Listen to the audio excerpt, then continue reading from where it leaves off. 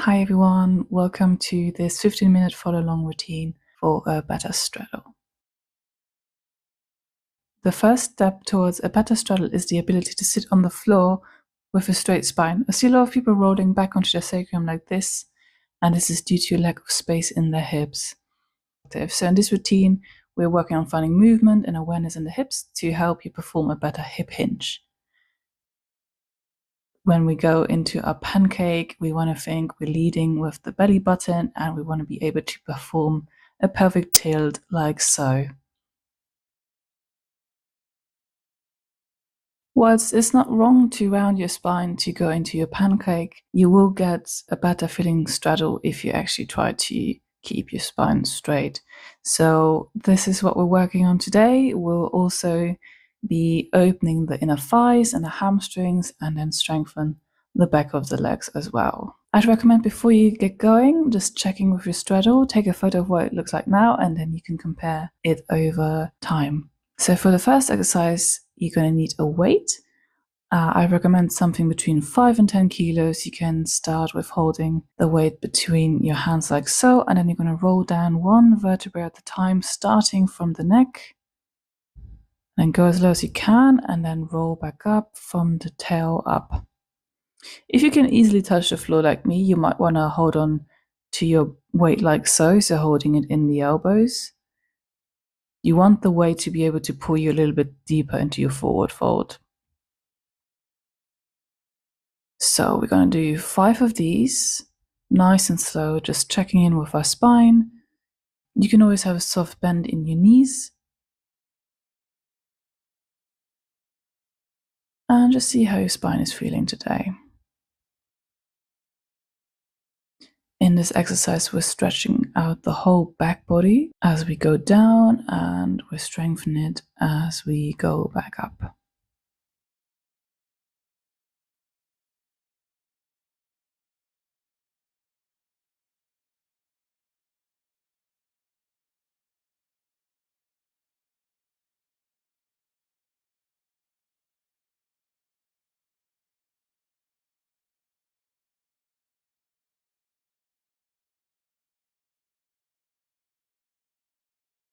Once you've got your last rep, we're going to bend and straighten through the knees, so come as low as you can. Think about keeping your chest glued to your thighs as you straighten back up into your forward fold, and then pulling your arms a little bit closer to the floor with each repetition. I'm going to do 5 in total here.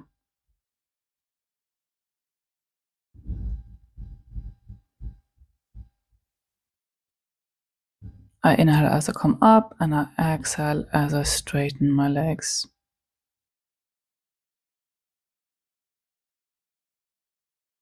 And then I'm going to hold my bottom position and try again to relax deeper into my forward fold. I'm thinking I'm pulling length out of my spine, I'm lifting my quads, I'm pulling my navel to my spine, my neck is nice and relaxed. And I visualize my elbows coming closer to the floor or your hands.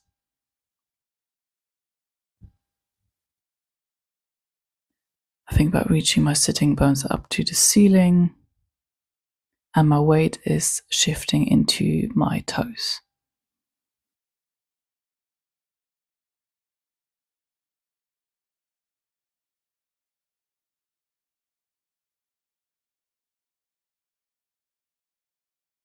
Once you've done that, walk it out into down dog, step yourself to the front of the mat, come lying down on your back.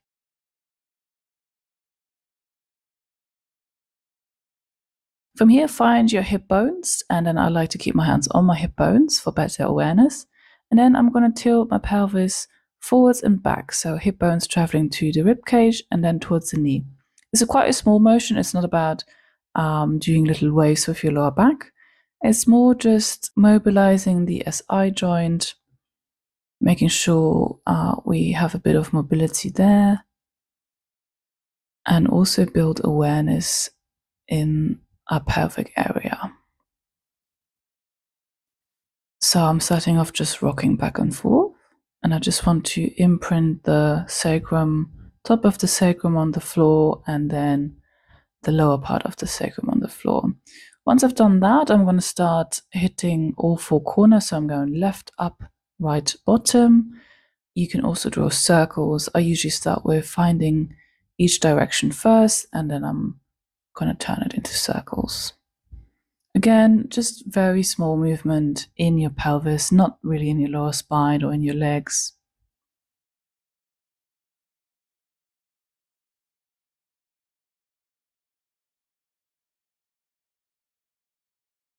And then reverse.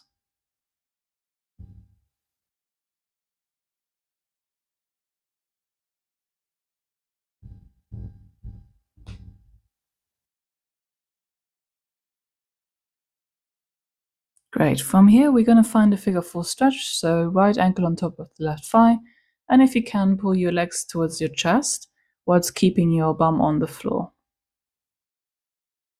The closer you pull your legs to your tummy, the more intense the stretch is going to be. And you want to feel it in the outside of your hamstrings, of your hip, in your glutes. If you want a little bit more, you can gently push that right knee away. And breathe into it. Again, try to relax and feel the tension in the muscles release. And then we're going to switch sides, again, holding this for up to 30 seconds.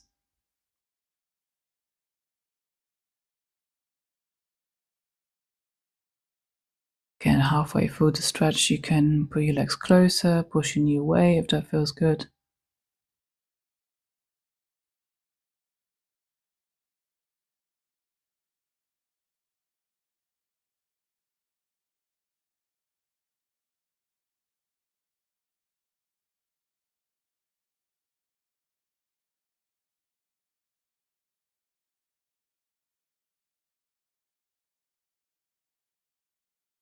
And then gently release. So we worked our external rotation. Let's warm up our internal rotation. So come onto your belly, bring one leg out 90 degrees like so. You can be on your forearms, and then you're going to engage your outer glute to lift the right leg up. If it's too intense being on your forearms, you can be flat on your tummy as well. You want to think of rolling the top of your thigh towards the floor. So I'm not twisting from the knee. I'm letting this motion come from my hip.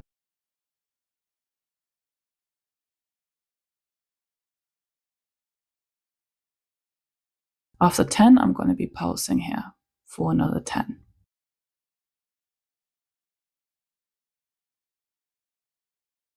Hands to the other side. So up for 10, for 9, 8, 7, 6, 5, 4, for 3, last 2, and 1, and then pulse 10, 9, 8, 7, 6, 5, 4, 3, 2, 1, and release. Good job.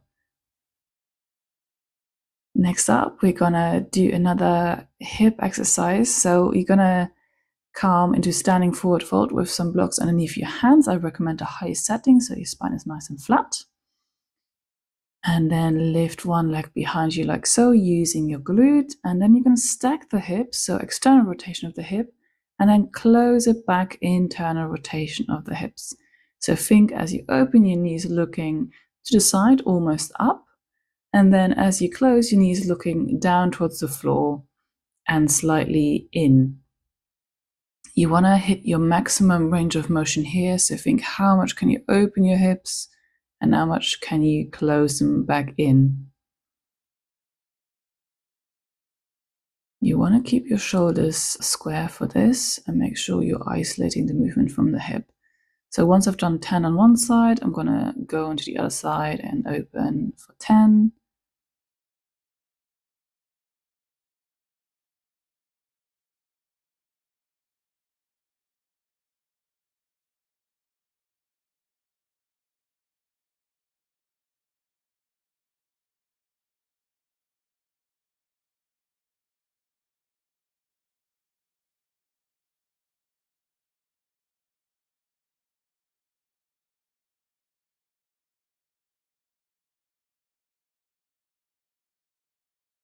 Next exercise, we're gonna start opening our inner thighs. So you're gonna be kneeling, and you can do this with blocks or without blocks. It's gonna be easier with blocks, so you're sliding out and then come back to your original position and then kick your leg as high as you can using your side glutes and outer hip. As you slide out, try to bring your chest as close to the floor as you can. Make sure your legs are in one line. And again, I'm doing 10 repetitions here.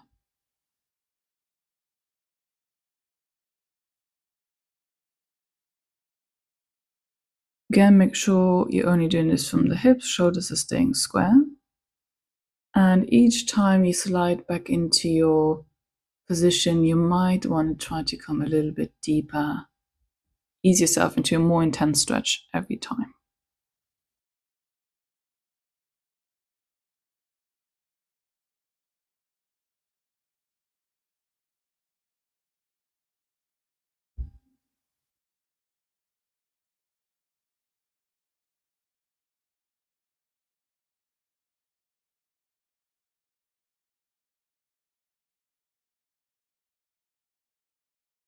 Okay, then switch sides. Here I do it without the blocks.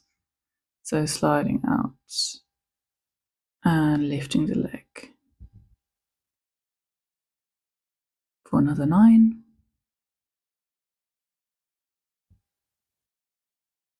8.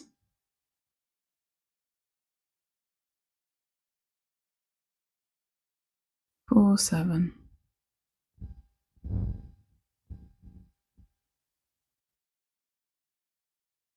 6.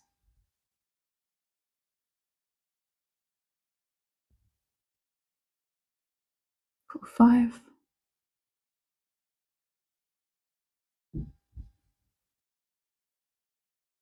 And 4.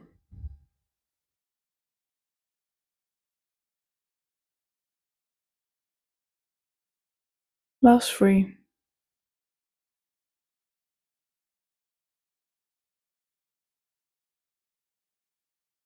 Last 2.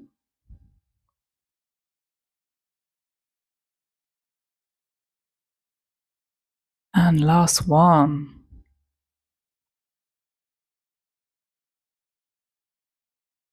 For the last exercise, you're going to come seated on an elevated surface. I'm using 2 blocks here, but you can have your hips higher, for instance, on a box or even on a chair. And then with a straight spine, you're going to hinge forwards from the hips and then push yourself back up using the strength of your legs. We're going to do 10. And here I'm just showing it from the side as well.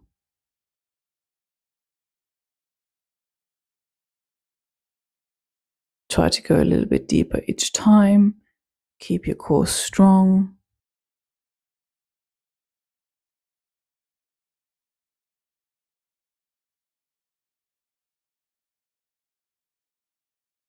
And you're all done. So check in with your straddle, see how it feels, maybe lean forwards, and then do this 2 to 3 times a week, and happy training.